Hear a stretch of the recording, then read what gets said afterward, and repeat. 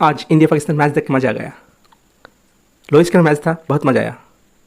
इस मैच के हीरो बुमराह है। बुमराह ने जिस तरह विकेट दिलाई, लाजवाब है। उसके जैसा बॉलर पाना मुश्किल है। Bumrah hats up. हार्दिक का स्वाग बहुत अच्छा है। हार्दिक का जो स्वाग लाजवाब है। আমি তো ভেবেছিলাম ইন্ডিয়া আজকে হেরে যাবে। এত লো স্কোরিং ম্যাচ, 119 করেছিল মাত্র ইন্ডিয়া। এই রানে তো জেতা মুশকিল, সেটা আমাদের ভারতীয় বলাররা করে দেখিয়েছে। ভারতীয় বলারদের হ্যাটস অফ জানাই। তারা যেভাবে ম্যাচটাকে জিতিয়েছে, লাজবাব।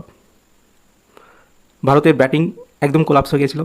ওপেনিং জুটি আমি বলেছিলাম রোহিত শর্মা, বিরাট কোহলি এই দুজন খেলে দিতে পারলে ম্যাচ জিতে যাবে, কিন্তু নয়। এই দুজন আজকে খেলতে পারেনি। ঋষভ পান্ত আজকে ভালো খেলেছে, খুবই ভালো করেছে ঋষভ পান্ত। 31 বলে 42 করেছে। হার্দিক পান্ডিয়াকে সোয়াগ